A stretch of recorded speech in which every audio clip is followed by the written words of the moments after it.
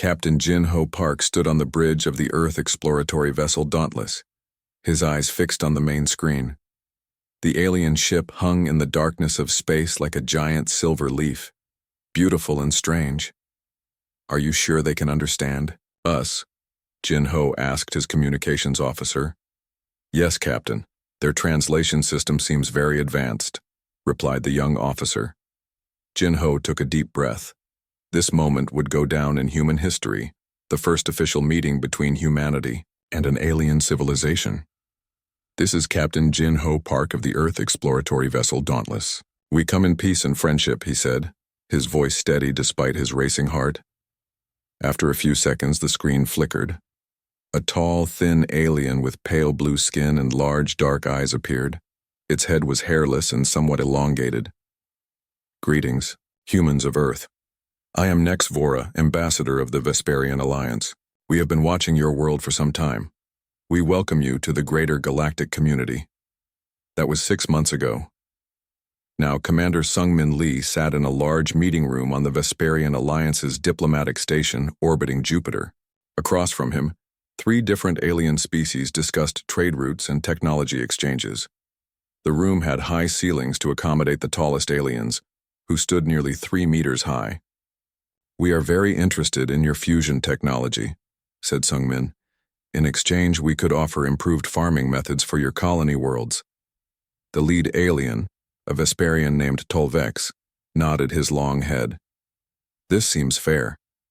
But remember, Commander Lee, some technologies are restricted for younger species. The Alliance has rules about what can be shared." Sungmin smiled politely, but inside he felt a flash of annoyance. The aliens always treated humans like children, even though Earth had built an impressive space fleet in just a few centuries. "Of course," he said. "We respect your wisdom in these matters." Later, in his private quarters, Sungmin spoke with Captain Jin-Ho via secure video link. "They're holding back on us, Jin-Ho. They talk about friendship, but they treat us like we're stupid." Jin-Ho nodded. "I know, but we need to be patient. We're new to the galactic stage. Think about what they're offering us. Faster-than-light travel, medical advances that could double human lifespan, clean energy technology. It's worth some wounded pride." "I suppose you're right," Sungmin agreed. "By the way, how is Ambassador Ha-Yun doing on their capital world?" Jin-Ho's expression changed. "She sent a coded message yesterday. Said something felt off about how they discuss humans in private. She's going to dig deeper." Ambassador Ha-Yun. Kim walked through the Grand Plaza of Vesper Prime, the capital city of the Vesperian Alliance. Tall crystal buildings reached up to touch the purple sky of this alien world. Around her, 7 different species of aliens went about their daily business. Ha-Yun was one of only 5 humans allowed to live on Vesper Prime. The Alliance had described it as a great honor, a chance to learn about the central governance of the 52 star systems under Alliance control. She smiled and nodded at a group of Moraxians, short, furry aliens with 4 arms. They nodded back but quickly moved away. Ha-Un had noticed this pattern more and more. The aliens were polite but kept their distance from humans.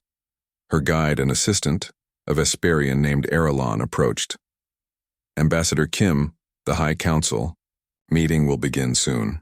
You have been granted observer status today." "Thank you, Erelon. What is the topic of discussion?" "Various matters of security and species management," Erelon replied vaguely. The High Council chamber was a vast circular room with 7 massive chairs for the representatives of the founding species of the Alliance.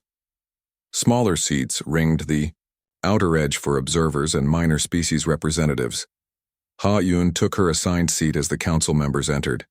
The discussions began with routine matters, trade disputes, resource allocation, reports from colony worlds. Then, a tall, Moraxian counselor stood. "Now we must address the human situation," he said. Ha-Yun sat up straighter, suddenly alert. The Vesperian High Counselor Zex Vana nodded. "Yes, their expansion rate is concerning. They have established colonies on 4 planets in just the 20 years since they achieved faster-than-light capability on their own, and their military," added another counselor, a reptilian Draxon.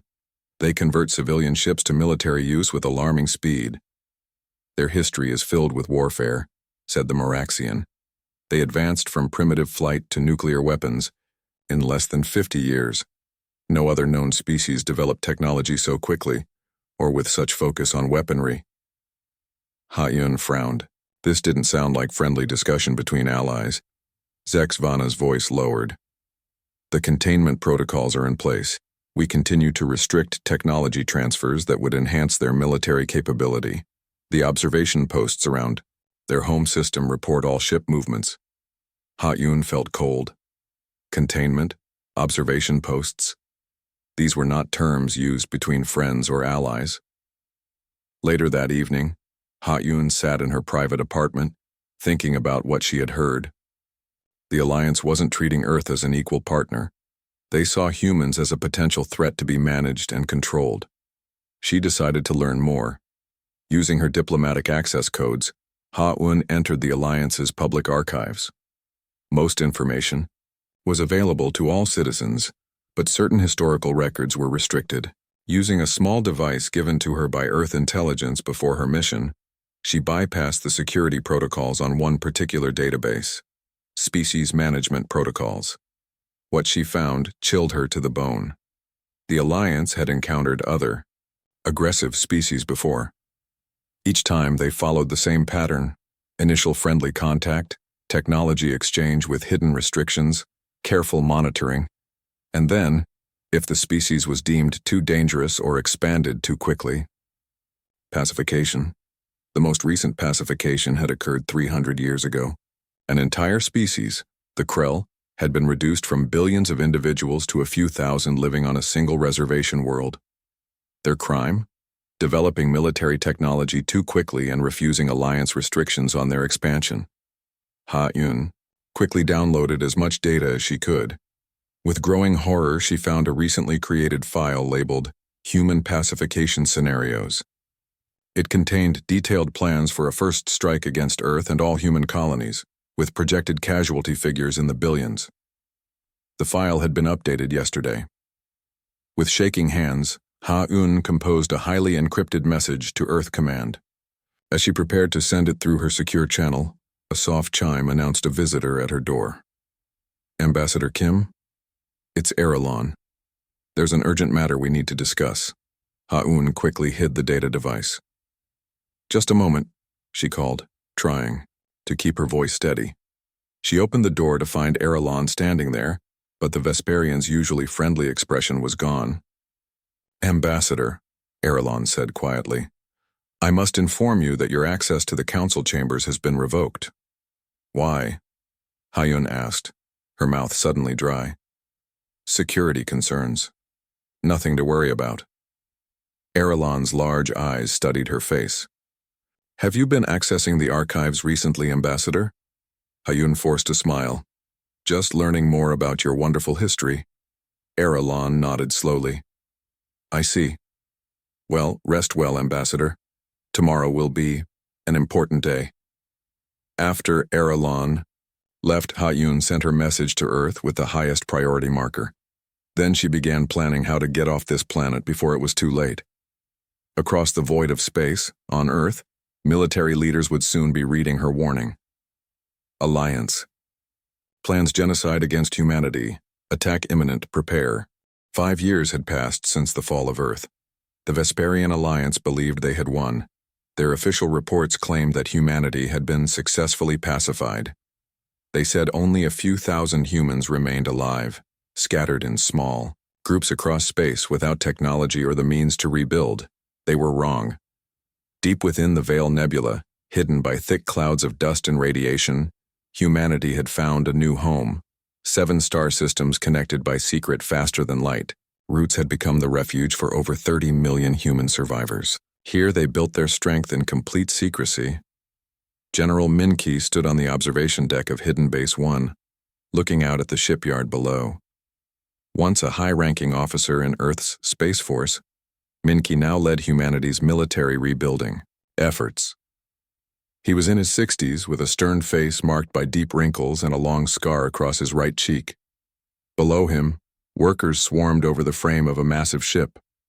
Unlike the bright white vessels of old Earth, this ship was midnight black, designed to absorb light rather than reflect it. Its shape was angular and threatening. "How many ships have we completed?" Min-Ki asked the woman standing beside him. Yun-Ji was humanity's best military engineer. At 42, she had been designing weapons for 20 years. After losing her entire family during the fall of Earth, she had dedicated her life to creating technology that could defeat the Alliance. 57 combat vessels and 32 support ships, Yun-Ji replied. "The new stealth system works perfectly. Alliance sensors can't detect our ships until they're practically on top of them." Min-Ki nodded. "And the weapons?" A small smile appeared on Yun-Ji's face. "Better than we hoped. We've successfully reverse-engineered their energy, weapons, and improved them. Our version is 30% more powerful and uses less energy." "Good," Min-Ki said. "We need every advantage we can get. The Alliance outnumbers us 1,000 to 1. "Numbers won't matter if they can't see us coming," Yun-Ji replied. Their conversation was interrupted by a young officer. "General, we've received word. The Ghost Runner has returned from Alliance space. Ambassador Ha-Un and Director Jiwoo are back." Min-Ki's eyes widened. "They made it? After all this time?" "Yes, sir. They're landing now." The small ship that touched down in the hidden base's landing bay looked nothing like a human vessel. It was clearly of Alliance design, specifically Vesperian. The hatch opened, and 2 humans stepped out, looking tired but triumphant. Ha-Un had changed in the 5 years since the fall of Earth. Her hair was shorter, and a cybernetic implant was visible near her right ear. Technology stolen from the Alliance that allowed her to understand all alien languages perfectly. Beside her, Jiwoo carried a small metal case tightly against his chest. Min-Ki greeted them with rare smiles. "We thought you were dead," he said. "Almost many times," Ha-Un replied. "But we got what we went for." Jiwoo held up the case. "Everything we need to know about Alliance defenses, patrol routes, communication protocols, and security systems. 5 years of intelligence gathering. How did you manage to stay hidden so long?" Min-Ki asked as they walked toward the command center. "We moved between worlds," Ha-Un explained. "The Alliance believes all humans are accounted for. They never expected spies living right under their noses. We posed as servants, maintenance workers, cargo haulers, whatever let us access their systems. In the command center, they gathered around a large table. Jiwoo connected his data case to the main computer and holograms filled the air. Maps of Alliance territories, ship designs, defense stations." "What did you learn about their military?" Yun-Ji asked. Jiwoo pointed to the display. "They're powerful but predictable. The Alliance hasn't fought a real war in over 2,000 years. Their tactics are by the book. No creativity, no adaptation." "And their security?" asked Min-Ki. "Full of holes," Ha-Un said with a grim smile. "They're arrogant. They don't believe anyone could challenge them. Their computer systems are advanced but poorly protected against someone who knows what they're doing." Min-Ki nodded slowly. "So they can be beaten?" "Yes," Ha-Un said. "But there's something else you need to know. Something important." She touched a control, and the hologram changed to show images of various alien species. The Alliance isn't unified. The ruling species, the Vesperians, Meraxians, and Draxians, control everything. The other species are treated as second-class citizens. Many of them secretly hate the ruling council. Some even helped us gather intelligence. "Potential allies?" Min-Ki asked. "Maybe. Not openly, but they might look the other way during certain operations." The group fell silent, considering the possibilities. Finally, Min-Ki spoke. "For 5 years, we've been building, planning, and waiting. The Alliance thinks humanity is finished, a footnote in their history. It's time to show them how wrong they are." 2 weeks later, Do-hyun sat in the pilot seat of the Shadow Strike, the first ship of humanity's new fleet to be sent on a combat mission. Now a commander, Do-hyun had spent the past 5 years running evacuation ships and later training new pilots. His ship was small but deadly, with 6 crew members and advanced stealth technology. All systems ready, Commander. His second-in-command reported. Do-hyun nodded. Begin stealth procedures. The ship's systems powered down to minimal levels. Special coating absorbed all radiation. Heat sinks buried deep within the hull captured the engine's thermal signature. For all practical purposes, the shadow strike disappeared from sensors. Course set for the Proxima Beta outpost, Do-hyun said. This is a recon mission only. We observe, we gather data, and we return. No engagement unless absolutely necessary. The ship slipped out of the hidden base and into open space. Soon they were passing through Alliance territory, completely undetected. After 3 days of travel, they reached the Proxima Beta system. It was a small Alliance outpost with just 1 space station and a few patrol ships. Holding position at maximum observation range, Do-hyun reported to his crew. Begin passive scans. For hours they watched the Alliance ships come and go. Their computers recorded everything: communication patterns, sensor sweeps, patrol routes. The Alliance had no idea they were being studied. Then an alert sounded softly. Commander, a ship is approaching from Sector 7, the sensor officer reported. It's not Alliance design. Do-hyun watched as a battered-looking cargo ship limped toward the Alliance station. I recognize those markings, said his communications officer. That's a Talarian ship. The Talarians are one of the subjugated species in the Alliance. They watched as the Alliance patrol ship surrounded the Talarian vessel. Audio communications filtered through their system. Talarian ship, you have entered restricted space. Your people are not permitted in this sector. Please, came the reply. Our engines are failing. We need help.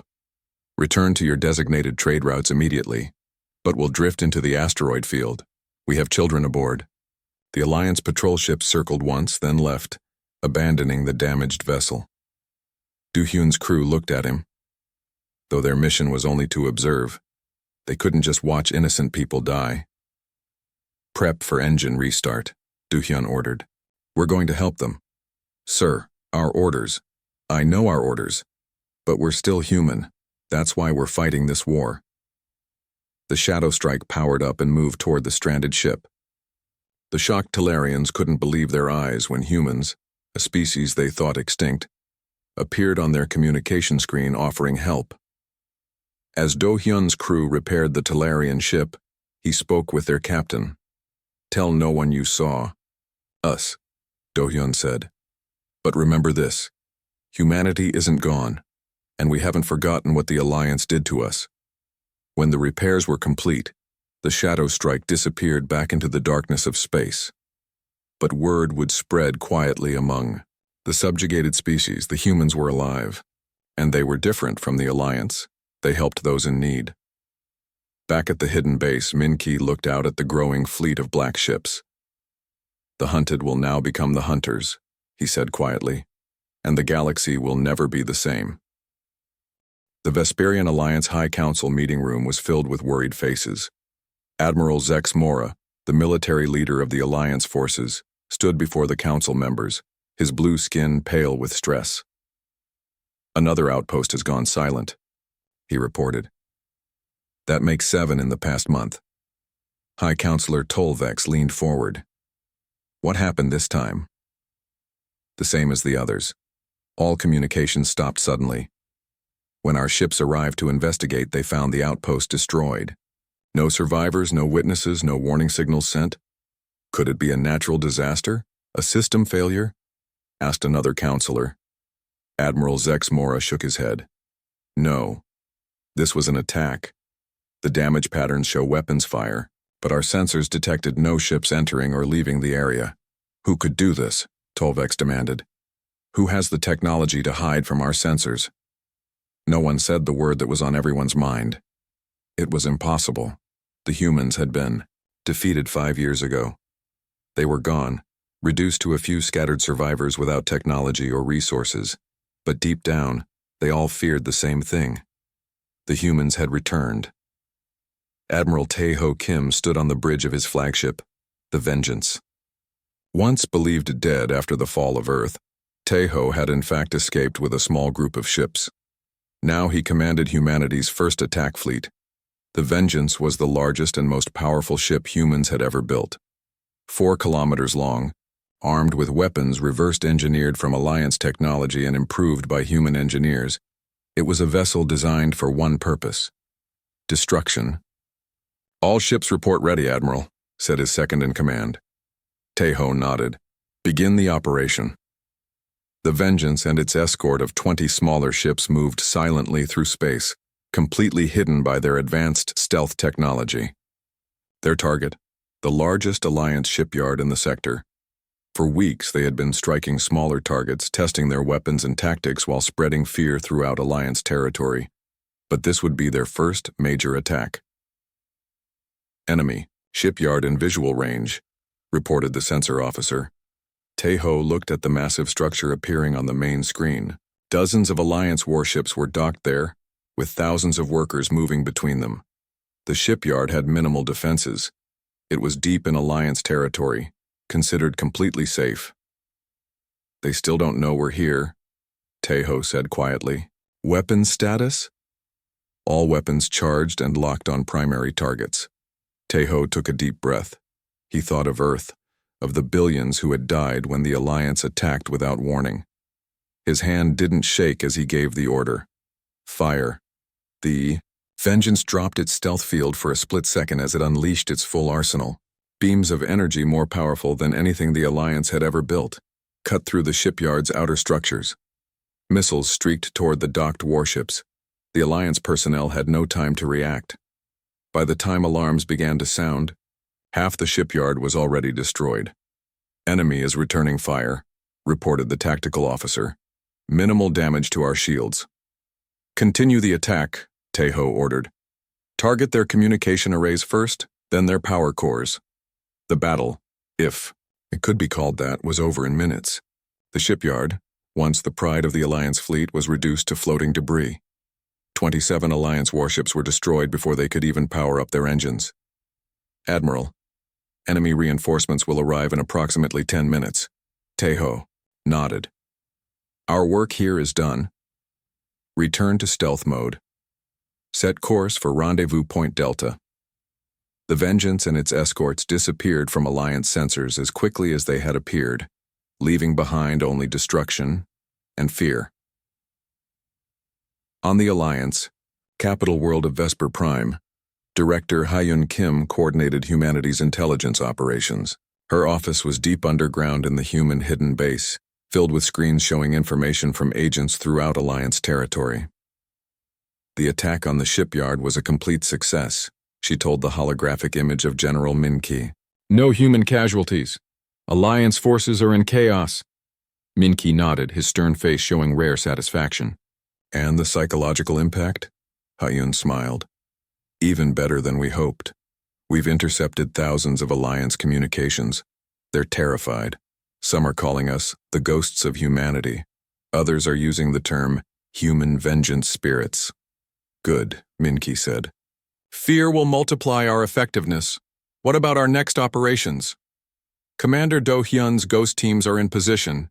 They'll begin their missions tonight." Do-hyun and his team moved silently through the streets of an Alliance colony world. There were 12 of them, all wearing black suits that bent light around them, making them nearly invisible.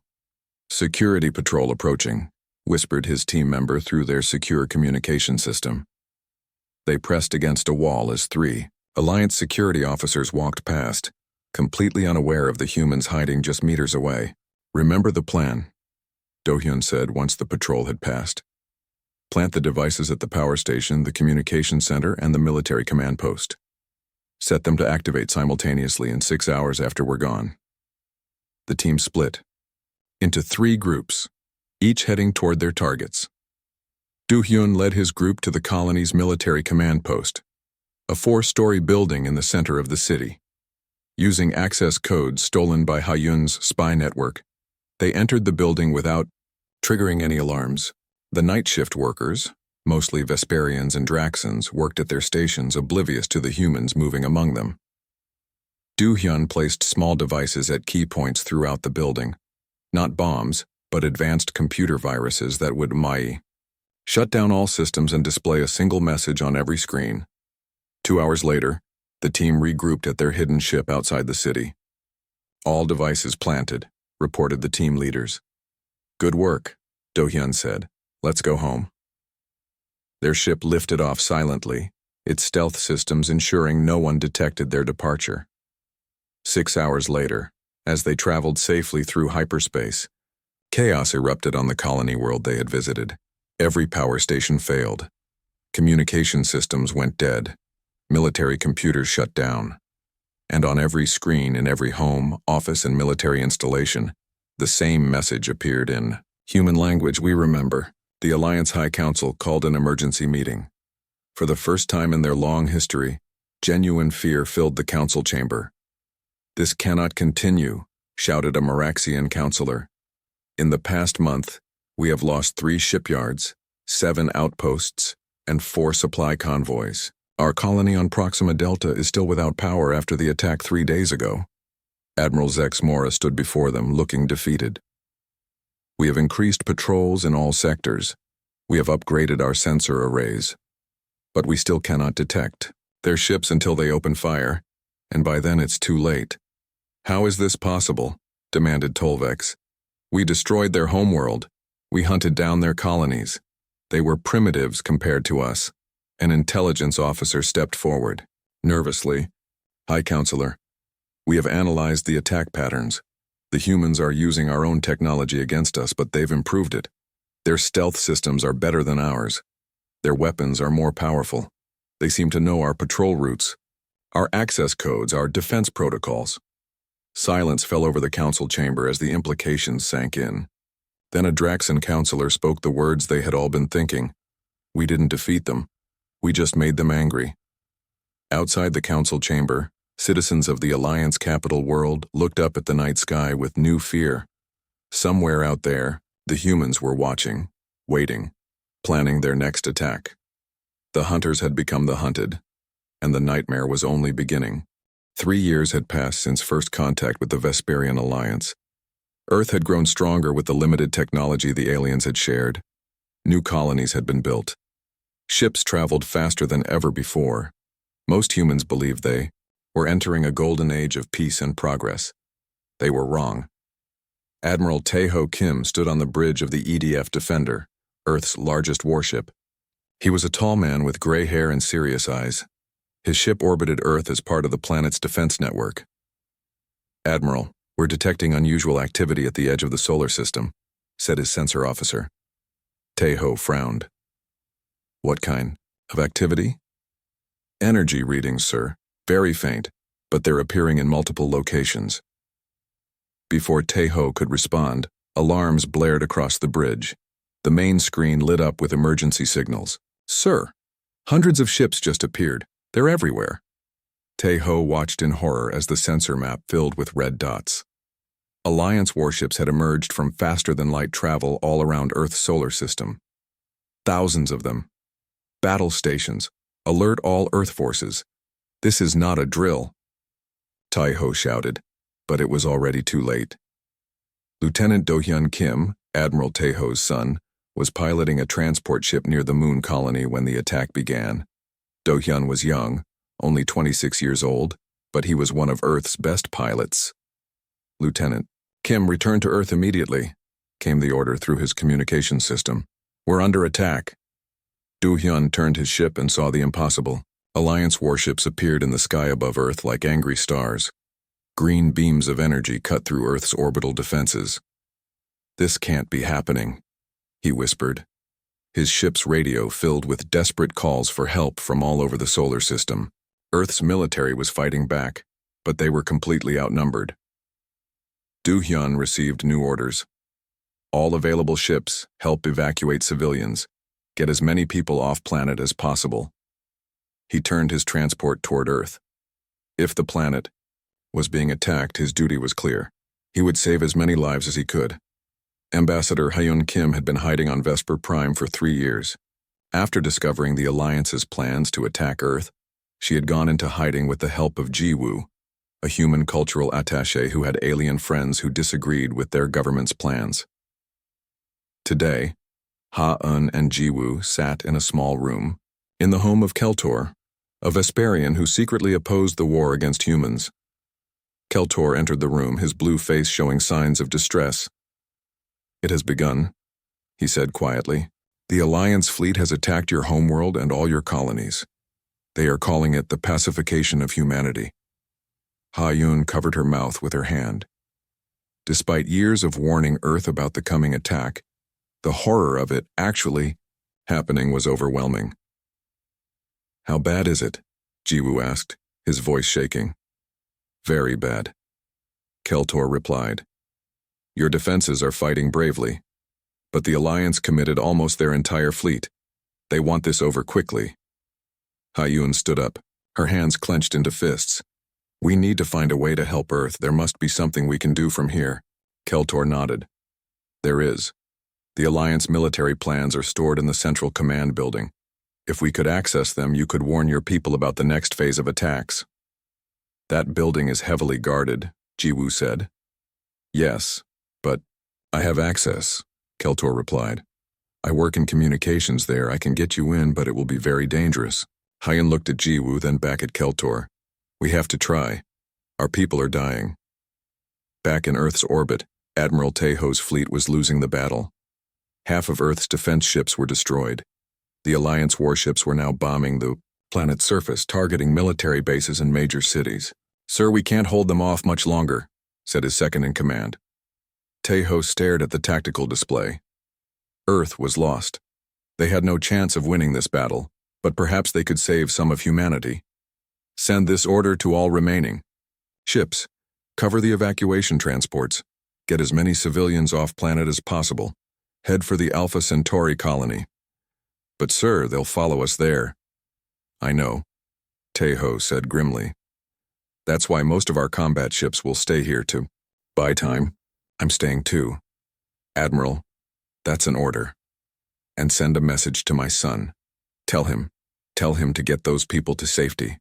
The future of humanity depends on it." Do-hyun had filled his transport ship with hundreds of civilians from Seoul. As he flew back into space, he looked down at his home city. Green beams from the alien ships were destroying everything. Buildings fell. Fires spread across the land. His communications system crackled. "Lieutenant Kim, this is Admiral Kim." "Father, where are you? Are you safe?" "Listen carefully, son. I'm staying with the defense fleet. We're going to hold them off as long as we can. You need to get those people to Alpha Centauri, then keep going. Go far away where the Alliance won't find you." Do-hyun felt his throat tighten. "No, I can come back for you. That's not possible. This is bigger than you or me. Humanity needs to survive, Do-hyun. Remember what they've done here. Remember who we are. Humanity will return someday."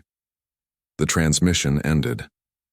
Do-hyun wiped tears from his eyes as he joined hundreds of other evacuation ships fleeing Earth. Looking back, he saw the Defender and the remaining Earth fleet engage the Alliance warships in a desperate last battle. They were buying time with their lives. Ha-Yun, Jiwoo, and Keltor crept through the dark halls of the Central Command building on Vesper Prime. Keltor's access card had gotten them inside, but security was tight. "The main computer room is just ahead," Keltor whispered. They entered a large room filled with glowing screens and control panels. Alliance officers monitored the attack on Earth from here. Ha-Yun felt sick seeing them calmly discuss the destruction of her homeworld. Jiwoo quickly found an empty computer terminal while Keltor kept watch. "I'm in," Jiwoo whispered. "Downloading their attack plans now." Ha-Yun watched the screens showing the battle. Earth's defenses were failing. Millions were already dead. Billions more would die soon. "I have the data," Jiwoo said. "Let's go." As they turned to leave, an alarm suddenly blared. A voice announced, "Intruder alert. Security to Central Command." "We've been discovered," Keltor said. "Run." They sprinted through the hallways, hearing security forces behind them. When they reached a junction, Keltor stopped. "I'll lead them away. You two head for the diplomatic hangar. Take my small ship. The access code is 7392. Go." Before they could argue, Keltor ran down a different hallway, making noise to attract the guards. Ha-Un and Ji-Woo made it to the hangar and found Keltor's ship. As they prepared for takeoff, Ha-Un saw Alliance security forces drag a captured Keltor past the hangar entrance. "Thank you," she whispered as Ji-Woo launched the ship. They escaped into space carrying vital information about Alliance plans. But as their small ship fled the Vesperian homeworld, they knew the truth. Earth had fallen. Humanity was scattered and broken. All they could do now was find the survivors and help them prepare for what came next. In the darkness of space, the remnants of humanity began their long journey into hiding. The Alliance had won the first battle, but the war was just beginning. 10 years had passed since the fall of Earth. For 5 years, the Alliance had believed humanity defeated. For the next 5 years, they had lived in growing terror, as the remnants of humanity struck back from the shadows. Now, Alliance children were told to behave or the humans will come for you. Come for. Ship captains refused missions that would take them near what they called the Dark Zone, the growing region of space where human control was absolute and Alliance ships simply disappeared. In the Alliance High Council chamber, the mood was grim. The latest report showed that 30% of Alliance military forces had been destroyed. Trade was disrupted. Several colony worlds had declared independence, seeing the Alliance could no longer protect them. High Counselor Tolvex looked older than his years as he addressed the council. "We have received a message from the humans." The chamber fell silent. They wished to negotiate. Shocked whispers filled the room. After years of merciless attacks without communication, why would the humans want to talk now? "It must be a trap," said a Meraxian counselor. "Perhaps," Tolvex replied. "But we cannot continue like this. Our military is stretched too thin. Our citizens live in fear. We must at least hear what they have to say." After much debate, the council agreed to send a delegation to meet with the human leaders. The meeting would take place on a small neutral moon at the edge of the Dark Zone. President Ji-Woo stood on the observation deck of the human diplomatic vessel, New Dawn. Once a cultural attaché, Ji-Woo had risen to become the political leader of the scattered human nation.